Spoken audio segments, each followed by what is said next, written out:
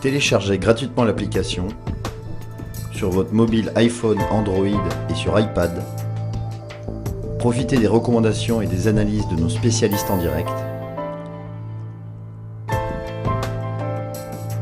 Et suivez en temps réel nos émissions depuis les réseaux sociaux.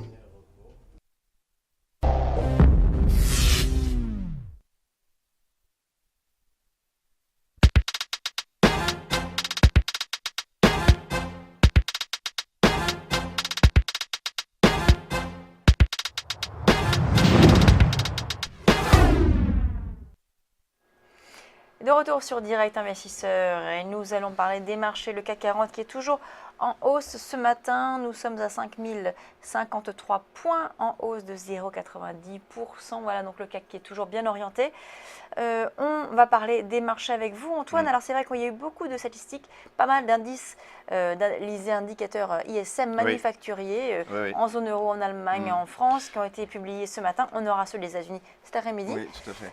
On a notamment la Chine même, qui a publié cette nuit et qui a publié des résultats satisfaisants. On a eu l'indice de Shanghai qui a progressé de plus de 4%, donc ce qui a donné un influx déjà ce matin au marché européen.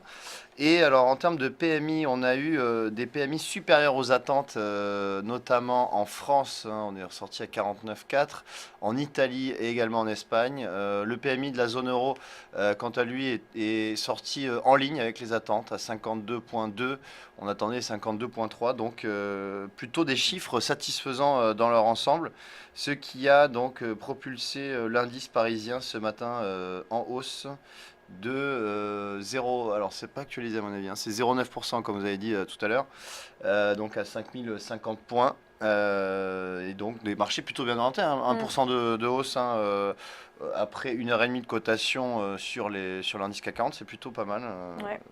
Et donc on peut regarder également ce que font les autres indices européens. On a un DAX qui est en progression plus limitée, 0,2% sur l'indice phare allemand. Voilà, donc des indices plutôt bien orientés ce matin. Alors du côté des devises, on a parlé évidemment de l'euro-dollar. Faites-nous un petit peu un état des lieux des devises, parce que c'est un peu votre spécialité.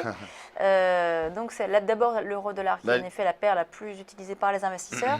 C'est vrai qu'on se pose toujours la question de savoir un petit peu quelle tendance on va pouvoir prendre.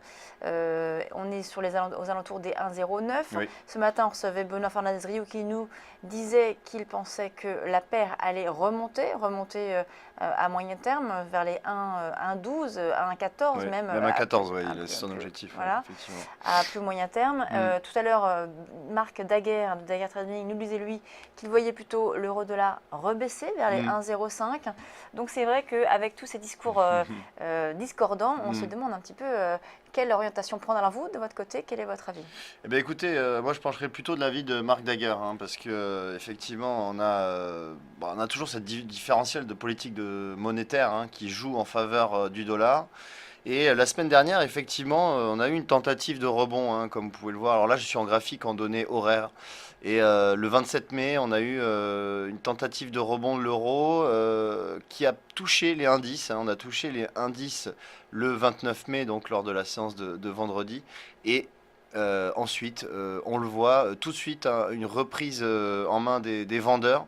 Et l'euro, là, qui a baissé très très rapidement. On a quasiment perdu 100 pips en l'espace de quelques heures, et on voit que justement on a toujours cette pression vendeuse sur l'euro-dollar.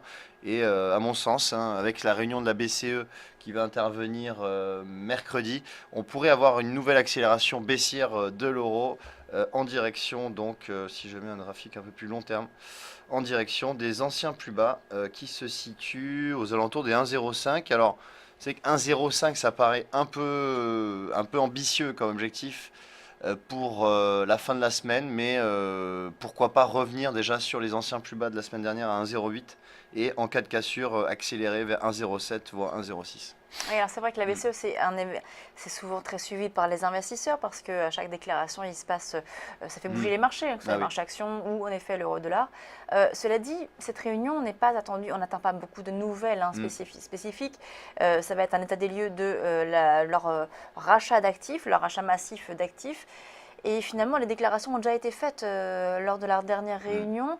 Il ne devrait pas y avoir beaucoup de surprises. Alors, vous pensez vraiment que ça puisse quand même faire bouger l'euro-dollar? Bah écoutez, après, c'est vrai qu'on ne peut pas anticiper hein, comment va être la tonalité hein, du discours de Mario Draghi.